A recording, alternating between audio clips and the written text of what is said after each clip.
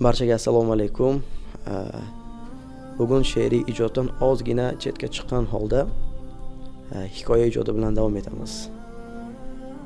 Bugungi hikoyamiz bir yosh bola, ya'niki bir bola va bir donishmand chol o'rtasidagi suhbat bilan bo'lib o'tadi va hikoya shunday boshlanadi. Hikoyada aytiladiki, bir yosh bola yo'lda ketayotib juda ham ko'p insonlarni ko'radi va aynan bu insonlarning barchasi shu dunyodagi bir narsaga, bir manfaatga erishish maqsadida juda ham ko'p duo qilishardi. Va yo'lda bola borayotib, oxiri bir donishmand chol ortiga boradi. Aytadiki, donishmandga juda ham ko'p insonlarni ko'rdi. Bularning barchasi bir narsaga yetishish maqsadida juda ham ko'p duo qilishardi. Allohga ham juda ham qiyin bo'lsa kerak, chunki bu duolarning barchasini bir paytda ijobat qilish qiyin-ku deb savol bilan yuzlanadi. Shunda donishmand yoshi ulug' inson dunyoning past balandlarini ko'rganligi sabab nimaga bunday deyapsan deb savol beradi. Shunda yosh bola aytadiki, juda ham ko'p insonlarni ko'rdim. Bularning barchalari bir narsaga yetish maqsadida duo qilishardi va masalan, o'tin sotuvchisi havoning sovuq bo'lishini so'rab juda ham ko'p duo qildi deb savol bilan yuzlandi. Shunda donishmand bunday bo'lishi tabiiy hol-ku. Chunki havo qanchalar sovuq bo'lar ekan, o'tin sotuvchisining daromadi yaxshilanadi, ya'niki o'tin sotishi yaxshilanadi. Shu sababdan u havoning sovuq bo'lishini so'rab duo qildi.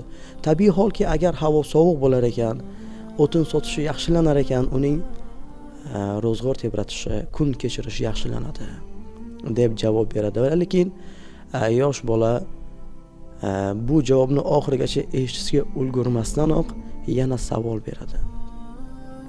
Aytadiki, unday bo'lsa, meva sotuvchisi havoning issiq bo'lishini so'rab duo qildi. Nimaga? deb shoshib yana savol beradi. Shunda aytadiki, agar havo sovuq bo'lar ekan, ya'niki duoga yarasha havo isimasa, meva sotuvchisining yozda qishga sotish maqsadida g'amlab qo'ygan mevalari qishga qadar yetib bormaydi. Yaroqsiz holga keladi. Shu sababdan u havoning issiq bo'lishini so'rab duo qiladi deb javob beradi. Bu javobdan keyin tabiiy holki yosh bola hayron qoladi, biroz o'ylanadi va yana savol beradi.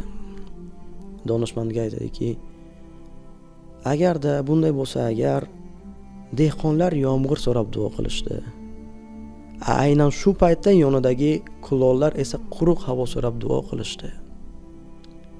To'g'ri, bularning barchalari Allohning suygan bandalari, lekin bu duolarning barchasini bir paytda ijobat qilishga Allohga ham qiyin-ku deb yana savol beradi.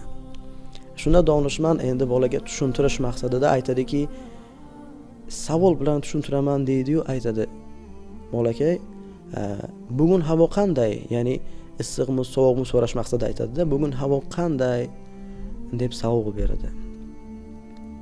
Shunda yosh bola chaqqonlik bilan bugun havo juda ham issiq va quruq, hattoki odam qaqrab ketadi, chanqab ketadi deb javob beradi. Donishmand yana savol beradi. Aytadiki, bir hafta oldin qanday edi? deb yana savol beradi. Shunda yosh bola aytadiki, bir hafta oldin, ya'ni yakshanba va seshanba kunlari yomg'ir yog'di. Shu sababdan qolgan kunlari sovuq bo'ldi. Bugun havo issiq bo'ldi deb javob beradi. Donishmand yosh bolaga tabassum qiladi va aytadi, ana endi san bu savolga o'zing javob topgandirsan, ya'niki tushunib yetgandirsan deb yana aytadi, so'raydi va donishmand o'z ishini qilishda davom etadi. Shunda yosh bola bir muddat, ya'ni biroz muddat juda ham sokin bo'lib qoladi, o'ylanib qoladi.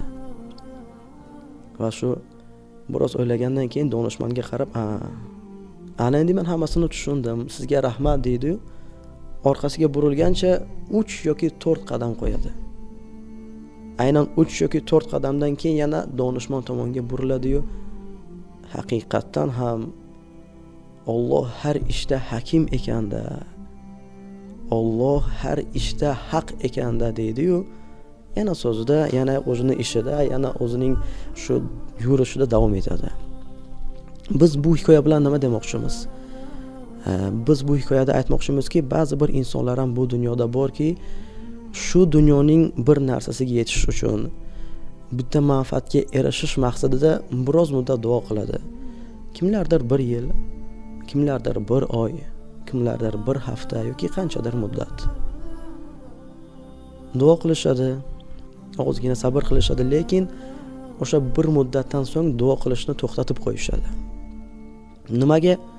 Aynan ana shu muddat ichida duolari ijobat bo'lmadi.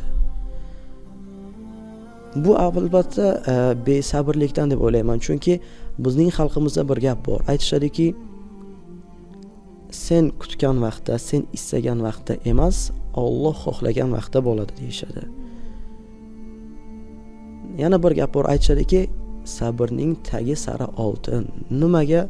Chunki bir narsaga yetish maqsadida duo qilamiz, sabr qilamiz, zahmat chekamiz va oxirida albatta bu sabrlarning rohati bor. Shuning uchun istardimki, bu aynan hikoya bilan biz nimani aytmoqchimiz? Istardimki, odamlar bir narsaga erishish maqsadida duo qilgan paytda hech qachon duo qilishdan to'xtamasligini, sabrning oxiri bo'lmasligini, u sabrning oxati faqat rohat bo'lishini eslab qolardik. Va shuning ekan, yosh bola va donishmand o'rtasidagi suhbat uzoq muddat bo'lmasa-da yosh bolaga qadar yetib bordi. Biz istardikki, aynan shu hikoya orqali har biringiz yaxshi manfaat oldingiz, har biringiz yaxshi mazmun oldingiz deb o'ylab qolamiz.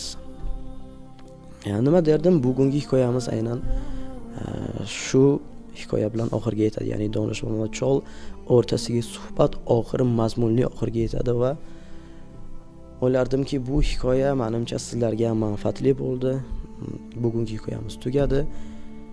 Keyingi hikoyalarda yana kutib qolamiz. Qiziqarli hikoyalar va manfaatli hikoyalar bo'ladi deb o'ylayman va aytamanki, har bir turgan tongimiz va har bir bizga berilgan nafas bu Allohning bizga bergan sovg'asi va Allohning rejasidir. Shunday ekan, Allohning rejasiga qoyil qolmasdan iloji yo'q. Salomat bo'ling.